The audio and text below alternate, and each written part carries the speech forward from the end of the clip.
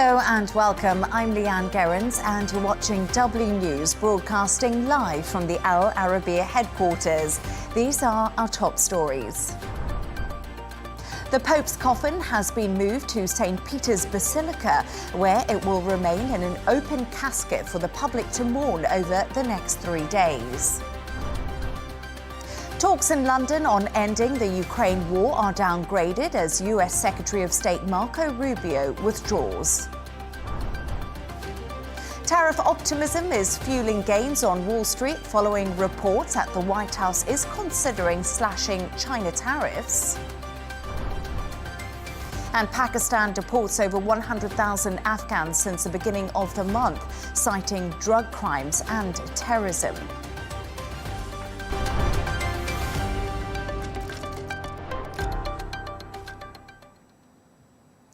The body of Pope Francis was moved earlier today from his residence in the Vatican to St. Peter's Basilica, where it will lie in state. Thousands of mourners have been paying their respects as they pass by the open coffin, which will remain on display for 3 days of public mourning. The world bid farewell to Pope Francis on Easter Monday after he suffered from a stroke.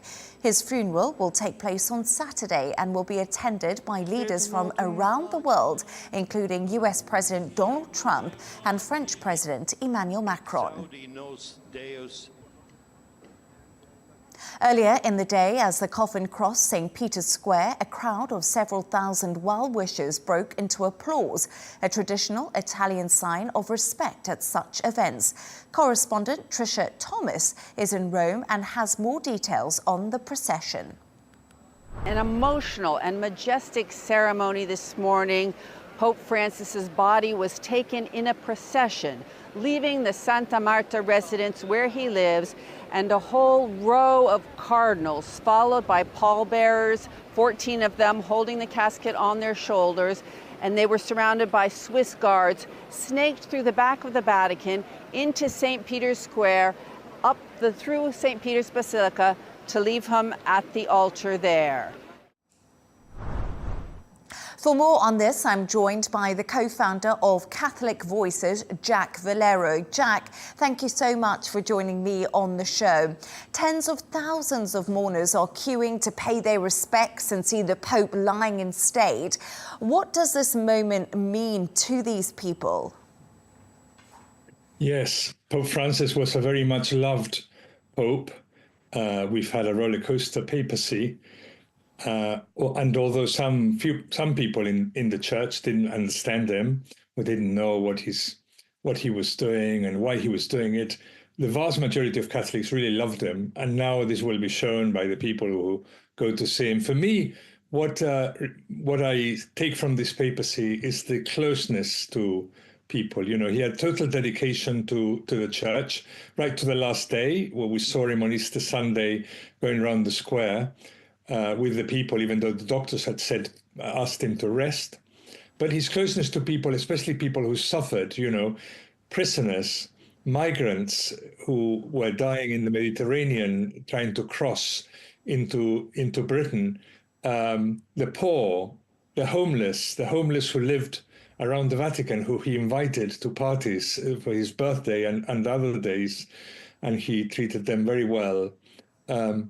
People who were discriminated against, the gays, the trans, you know, he was very much close to people, showing us, in a way, the closeness of God. You know, God is not a God who punishes or who is there like a policeman, but somebody who loves us unconditionally, to distraction. And the Pope is somehow the messenger of this love of God, loving us one by one and being close to people. So what I'm left with is this closeness to people and the doctrine that he has been teaching us, that God's love comes first.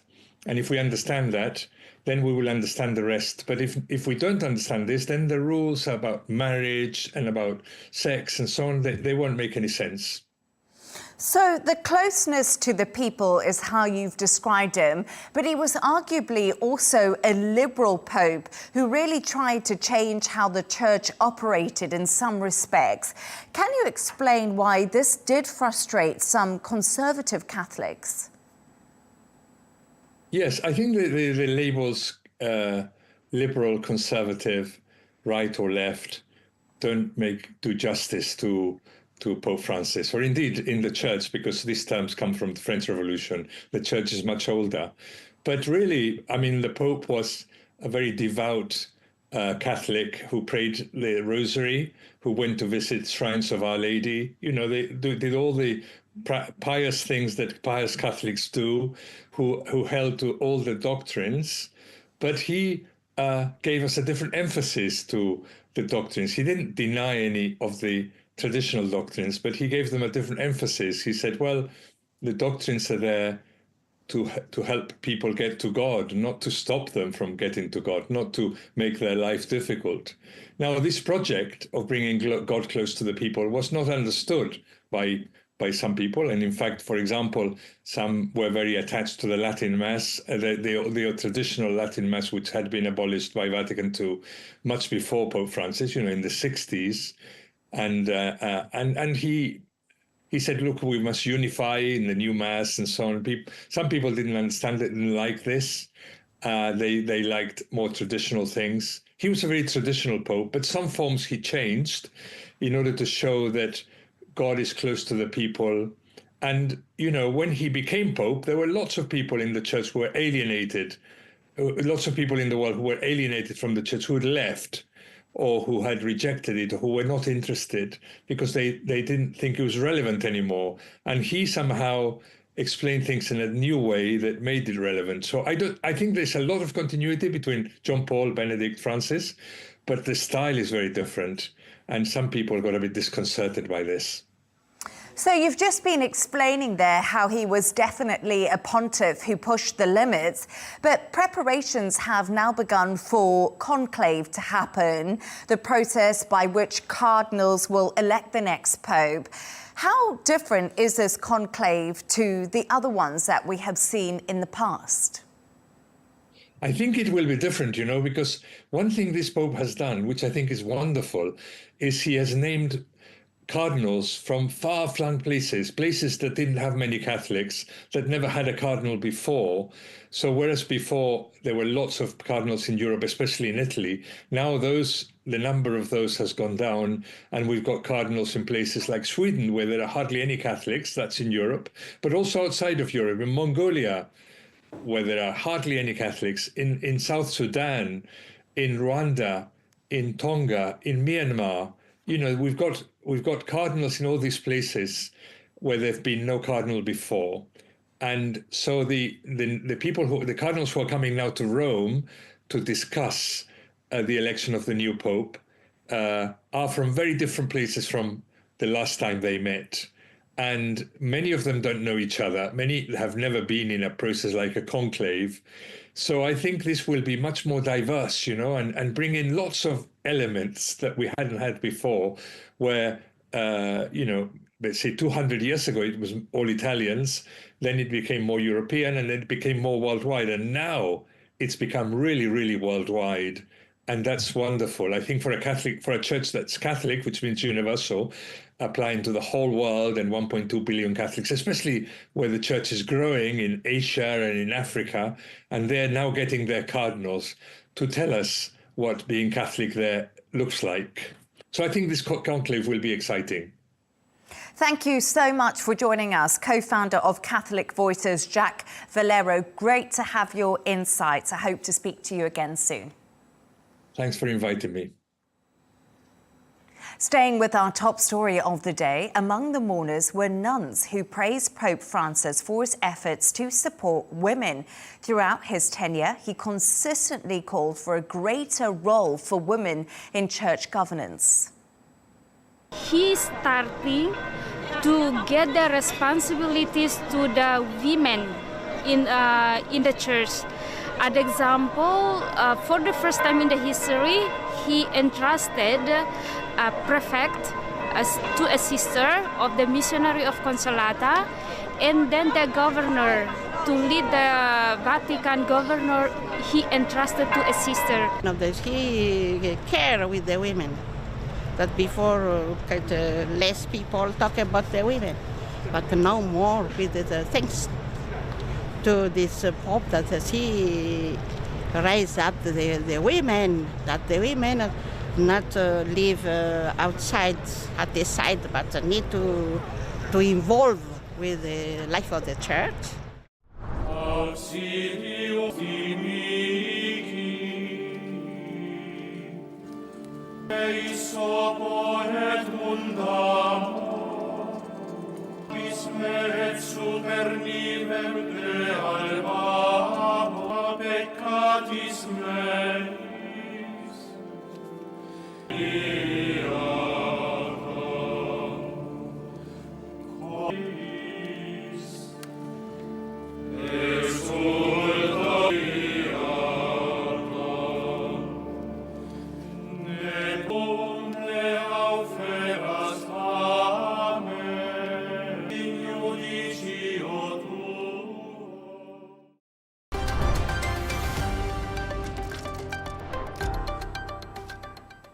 Now, in a last-minute move, US Secretary of State Marco Rubio has halted his trip to London, prompting the high-level talks on ending Russia's war in Ukraine to be downgraded.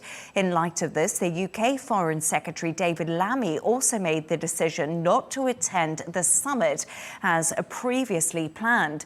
Despite Rubio's no-show, discussions will continue among senior officials, with US Envoy Keith Kellogg stepping in.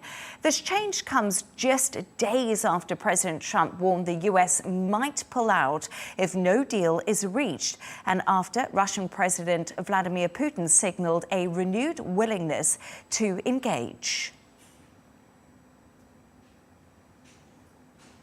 The US State Department spokesperson Tammy Bruce said that Marco Rubio was not attending the London talks on Ukraine, and that was due to logistical reasons. Regarding the meetings, it's a statement about logistical issues in his schedule.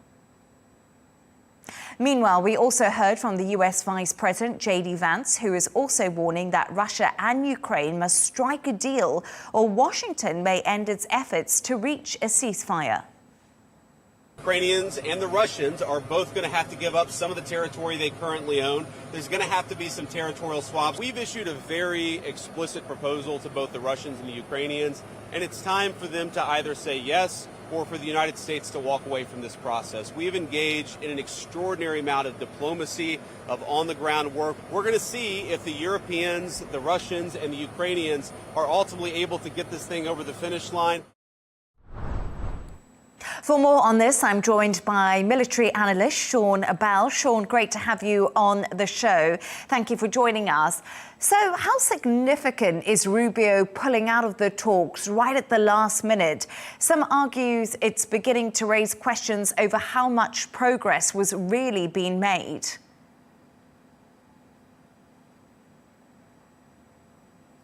The issues here is President Trump famously said he was going to solve this war in a day. His people then turned that to 100 days after his election.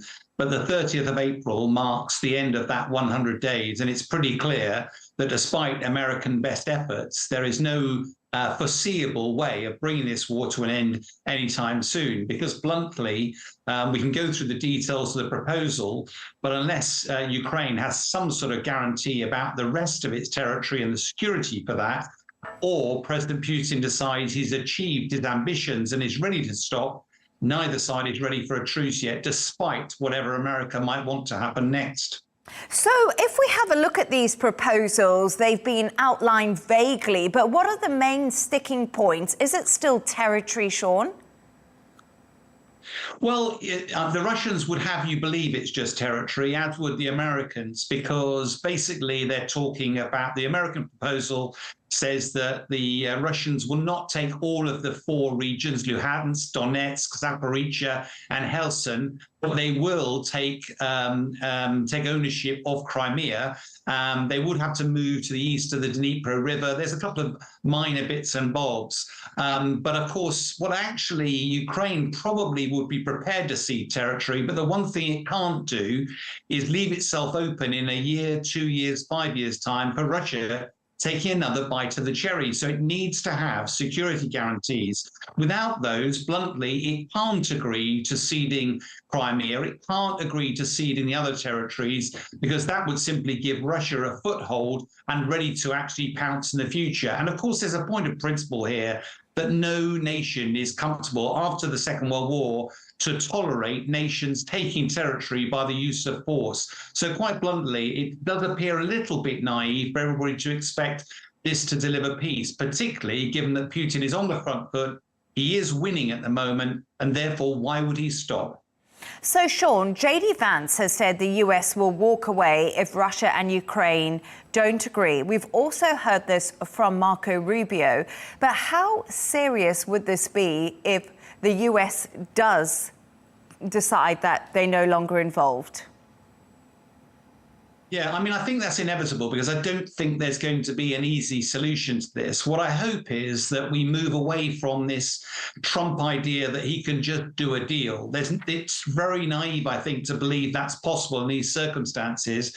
I do think America has a crucial role to play in helping bring this war to an inevitable end, but it is going to be more than just playing cards, which is what President Trump implied. My bigger worry is that actually, what does America do next in terms of support for Ukraine?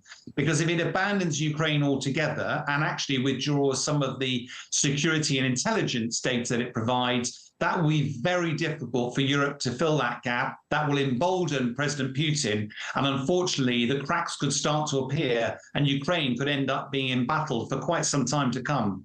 So these talks are happening in London today. We know Rubio's not there and the UK Foreign Secretary David Lammy. So what is exactly going to be discussed? Do you think Europe could step into the shoes of the US if they decide to say, as you said, withdraw some intelligence and military? It will be very difficult to replace the Americans, but one of the initiatives that's being driven by the UK is this coalition of the willing.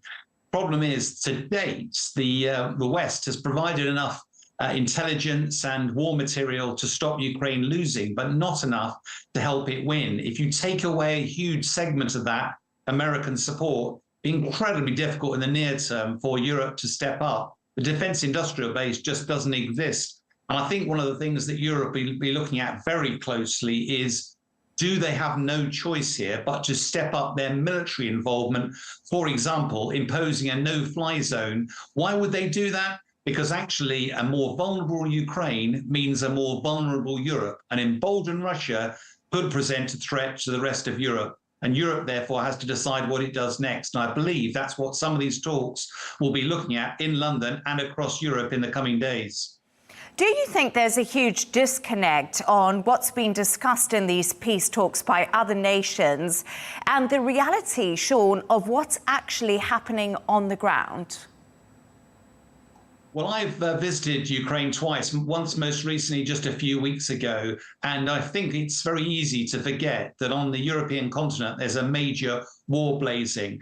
Unfortunately, as I said earlier, Russia is in the ascendancy. It is advancing. It's paying a huge price in terms of people, but it is winning the war. And therefore, given that Russia believed that it wanted to subjugate the whole of Ukraine, I genuinely wonder why, as a military guy, why on earth it would stop unless it's either forced to stop or it runs out of steam, in which case it will pause for a few years, get itself re-equipped, ready again to push again, and then start again. And that's the root cause of the worry here. It's not about a short-term fix to bring this war to an end as a pause. There has to be a long-term solution. If Russia is to be stopped from pushing forward and taking the rest of Ukraine in the future, there have to be powerful deterrents in the way. That's probably going to involve Europe, and that's unpalatable for Europe at the moment. That's why they're wrestling with what their options are and how they might provide greater support to Ukraine.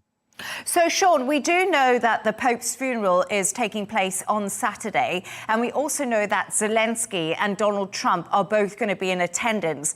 Do you think Zelensky will try to get some time with Trump during this to try and figure out where they stand? I'm not sure if I was a military advisor to President Zelensky that I would invite him to have that conversation. I think President Trump has got himself into a rather difficult political situation. He pledged that he was going to solve this very quickly. He's not been able to. His frustration is very evident.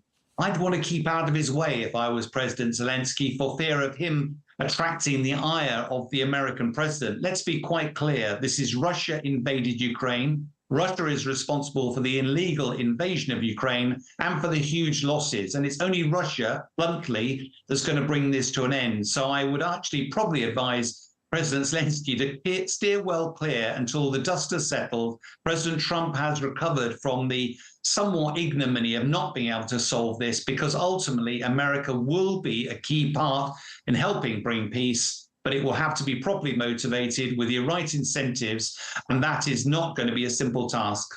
Military analyst Sean Bowell, I hope Zelensky does take your advice there. Thank you so much for joining us.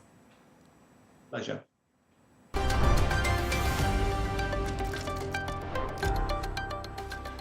Let's take a look at some of the other stories making the headlines today. An Israeli airstrike on a school sheltering displaced families in northern Gaza has killed at least 10 people. A separate strike has hit a children's hospital. The Gaza Health Ministry said the missile damaged the intensive care unit and destroyed the solar panel system that feeds the facility with power. China is set to launch a new crewed mission into space this week. It's part of its long-term goal to land astronauts on the moon by 2030. The mission will transport 3 astronauts to the Taigong space station for a 6-month stay. Security forces in India have launched a hunt for militants suspected of killing 26 men at a tourist destination in Kashmir. At least 17 people were also injured in the shooting that took place on Tuesday. It was the worst attack on civilians in the country in nearly 2 decades.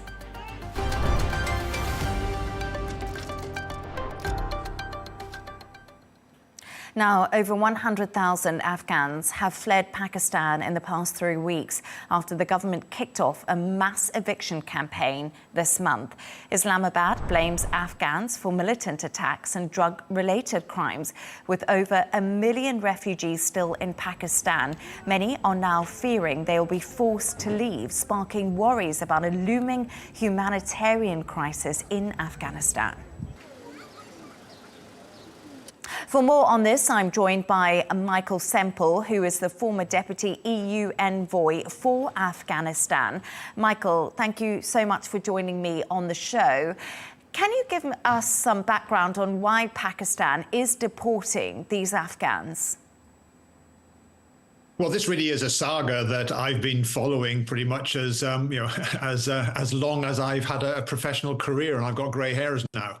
The Pakistanis adopted their latest policy for expulsion of what they described as illegal migrants at the end of 2023, and this is a second round of it. They blame the involvement of some of the Afghan refugees in security incidents and in crime, and more generally say that they've overstayed their welcome, that they are illegal in the country. So one of the main problems is that Pakistan is accusing the Afghan Taliban government of sheltering and supporting militants that do attack Pakistan. Kabul is denying this accusation, but what is the actual reality of the situation? Absolutely. As an analyst, I would say that it is absolutely clear that violence in Pakistan has increased greatly over the past 3.5 years since the Taliban came back to power in Kabul. It has been, now we're at sort of a decade long peak of violence, both from the TTP organization along the east side of the Afghan-Pak frontier and Baloch separatists in the western sector. And those of us who follow events inside Afghanistan closely can see quite clearly this is the TTP launching attacks in Pakistan from bases in Afghanistan is only possible with the support of the Islamic Emirate authorities in Afghanistan.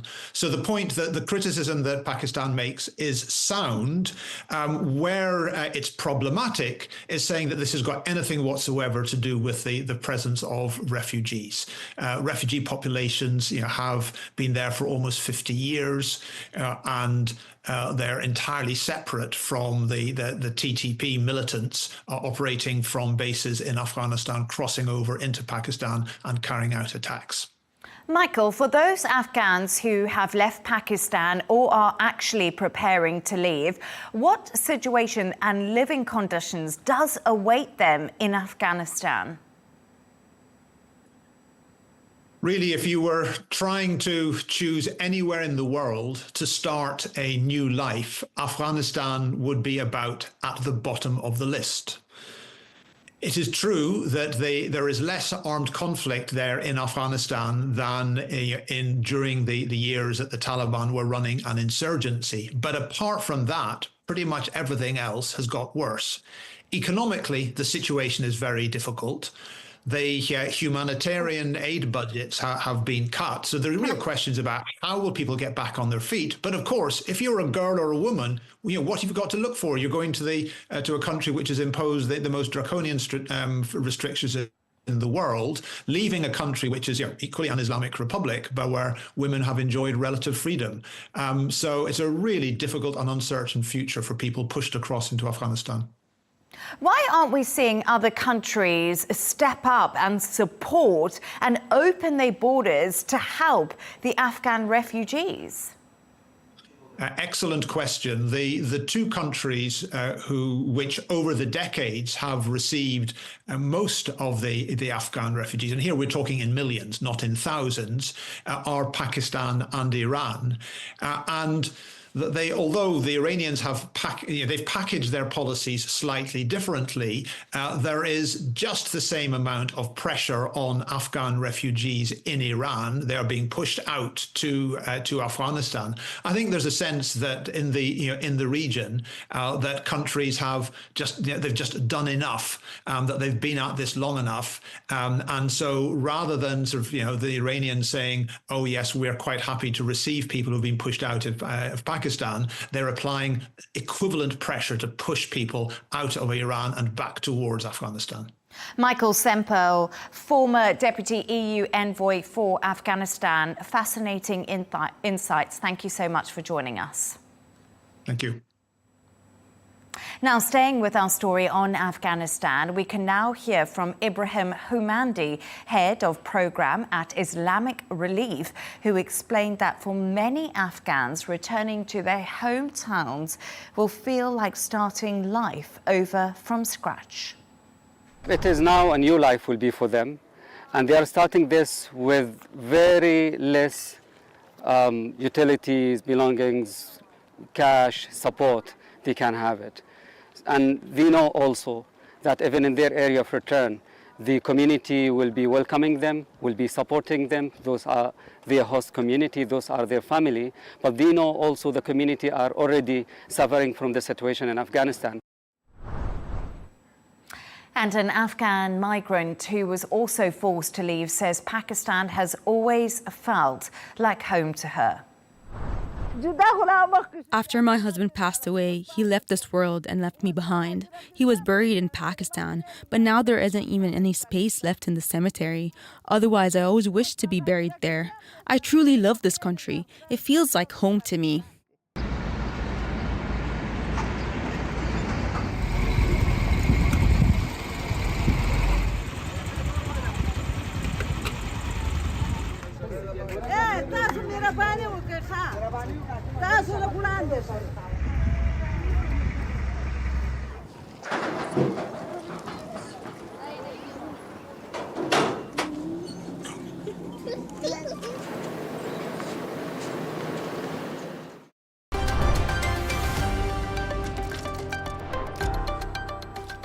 Let's take a look at some other stories making the headlines today. The disgraced movie mogul Harvey Weinstein's retrial has begun today after his landmark 2020 rape conviction in New York was overturned. He's been retried on charges of rape and sexual assault, which he was found guilty for back in 2020 and sentenced to 23 years in prison. He has pleaded not guilty. Now, a New York woman who pepper sprayed her Muslim Uber driver has pleaded guilty to aggravated harassment. According to the New York Post, she will serve 100 hours of community service. Residents in Ocean County, New Jersey, have fled their homes as a fast-moving wildfire has swept through the area. Around 3,000 people have been placed under a mandatory evacuation order on Tuesday. Officials have now said the order had been lifted, but shelters had been set up at 2 schools. And about 3.6 million babies were born in the US last year. According to the Centers for Disease Control and Prevention, the fertility rate was highest among women in their early 30s. The data showed the 1% increase comes amid a long-term decline that began during the Great Recession in 2008. Asian and Hispanic women contributed to the rise in births, whilst the number of births slightly declined among Black women and also white women.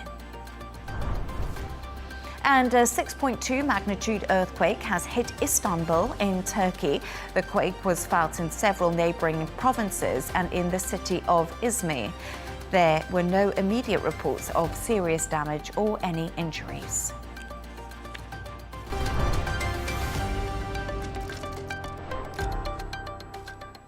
US stocks are extending gains following a report that suggests the White House is considering slashing tariffs on China to de-escalate the trade war between the two countries.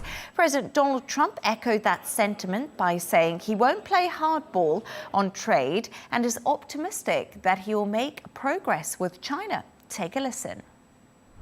145% is very high, and it won't be that high. It's not going to be that high. It got up to there. We were talking about fentanyl, where, various elements built it up to 145. No, it won't be anywhere near that high. It used to be zero. We were just destroyed. China was taking us for a ride, and just not going to have. It's not going to happen. We're going to be very good to China. Have a great relationship with President Xi, but they would make billions and billions and billions of dollars a year, and they would build their military out of the United States and what they made, so that won't happen. But for more on this, I'm joined by Al Arabiya senior correspondent Carina. Kamel, Carina, always great to have you on the show. Okay, US stocks are having a really positive day so far, a relief for many on Wall Street. But what is driving this massive surge in markets we're seeing? Well, there are two main factors driving what we can consider a relief rally today on U.S. markets, but also global markets in general. And the two key factors are the sort of de-escalation we've seen in the comments coming from both President Donald Trump, Treasury Secretary Scott Bessent, and other sources close to the administration with regards to the China trade talks. So that's one element that's reassuring markets to a large extent. And also perhaps a dialing down of the criticism against the Federal Reserve Chairman Jerome Powell. So these two factors have led to a lot of the assets that we saw sold off over the past few days regaining momentum. In fact, the markets actually turned positive yesterday just on the mention of some positive comments that were leaked from a private meeting attended by the Treasury Secretary Scott Bessent. It was a closed meeting. There was no media there. And just the leaks of some of the comments he made were enough to drive the Dow Jones Index of equities up 1,000 points. That was yesterday. The rally continued throughout yesterday's session, and it has gained momentum today on the back of a number of factors. So first of all, we had this comment from the Wall Street Journal reporting that tariffs, which are currently at 145% on Chinese imports, could be dropped to as low as 50 or 60%. Then we got some comments from sources close to the White House House, saying that perhaps as a sort of opener, the U.S. administration could actually lower tariffs to encourage China to come to the table. So we're talking about a sort of carrot versus a stick approach. And then we had more positive comments from the president himself last night, saying that the tariffs he expected would be much lower on China than they currently are. And then again today, more positive comments saying he expects a fair deal. Scott Bessent indicating that the current situation is unsustainable. So essentially, all the noises coming out of the White House are very positive on the China trade story. We also saw the dollar leap after Trump walked back threats to dismiss the Fed Chair Jay Powell. How is the dollar faring right now? And why have there been such moves in the currency of late? Well, in general, what we're seeing in markets, be it the currency markets or the equity markets, is what we call a high sensitivity to headline risk. What that means is that we see these sort of knee-jerk, almost extreme reactions, whether it's in equities or in currencies, to news coming out. Any kind of leaks, any kind of breaking news, even before it's confirmed sometimes. And that tells you a sense of just how jittery markets are, that they're so sensitive to this so-called headline risk. So the US dollar has reacted positively. From the beginning of trading today, we saw it up versus the Japanese yen. It was up versus the Swiss franc. We'd seen the dollar sell off massively over the past few days. It was at a 3.5-year low against a basket of currencies. And it's when we think about the US dollar and we think about the Federal Reserve, confidence in the Federal Reserve, in its credibility, in its independence, in its ability to do its job to sort of police and manage the global financial system, indeed the US financial system, confidence in the Fed is intrinsically linked to confidence in the US dollar. And if we've seen a dialing down of the criticism against Chairman Jerome Powell, today Donald Trump saying that he has no intention of firing him. In fact, Scott Bessent refusing to comment on that specifically, but referring to maybe Donald Trump actually intended to say that he was going soon, as in his term is ending in May 26. So just sort of walking back some of that heightened rhetoric we'd heard yesterday, that was enough to reassure investors that Powell is staying, the Fed will be able to carry out its job as markets expect, and therefore it's restored some of the confidence in the dollar, and the outflows, investors were pulling their money out of the dollar, are flowing back in again. And Carina, just very, very briefly, Tesla shares are actually higher today, and that's following yesterday's earnings, which were not great. Pretty much a disaster, some people are calling that. Why are the shares up today? You know, this is so interesting because essentially the brand of Tesla is also linked with the idea, the image, the brand of Elon Musk himself. You almost can't separate the two. And the earnings today are the best indicator of that kind of link between the two, because we've seen net profit drop about 70%. It's a very bad result for Tesla. It was so bad that Tesla said it actually can't even give us an outlook for the rest of the year till the second quarter because of all the challenges it faces on the tariffs, on a massive drop in car sales in Europe, even in the United States. But the fact is, yesterday, Elon Musk indicated in the earnings call that starting from next month, so very soon, he is going to be reducing dramatically his role in the US government, in the DOGE efficiency department, and focusing a lot more on his company. And that alone was enough to drive the stock up dramatically today. In fact, the news came last night and the stock was trading higher almost after we heard that news. And that tells you that markets are happy that he will return his focus to his own company. The only question remaining now is how much damage has been done to the sort of Tesla brand, and can Musk's return actually restore the strength of that brand and indeed the performance of the company going forward. Carina, Kamel, always great to have you on. Thank you so much for joining me. My pleasure.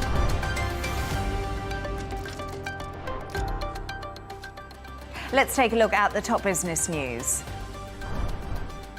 Apple was fined $570 million and Meta $228 million for a breach of European Union law.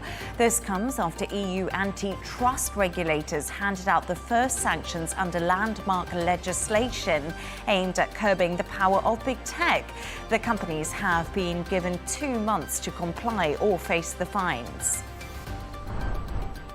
Saudi budget carrier Flyer deal has confirmed an agreement to order 10 Airbus A330neo wide-body passenger jets. The kingdom's aviation sector is expanding as it invests billions of dollars into its Vision 2030 plan to diversify its economy away from fossil fuels and boost its private sector. Turning to the sports news now, Manchester City manager Pep Guardiola has called his team's season bad, even with the Champions League within reach. City took a big step forwards towards securing European qualification with a 2-1 win over Aston Villa on Tuesday. Guardiola's men climbed 2 spots to third in the league table, but they're still 18 points behind the leaders Liverpool. And Conor Benn has vowed to retire Chris Eubank Jr., saying personal reasons are at the heart of the pair's feud. This comes ahead of their grudge match at Tottenham Hotspur Stadium this Saturday. The bitter rivals were meant to fight in October 2022, only for the match to be cancelled when Benn failed 2 voluntary drug tests.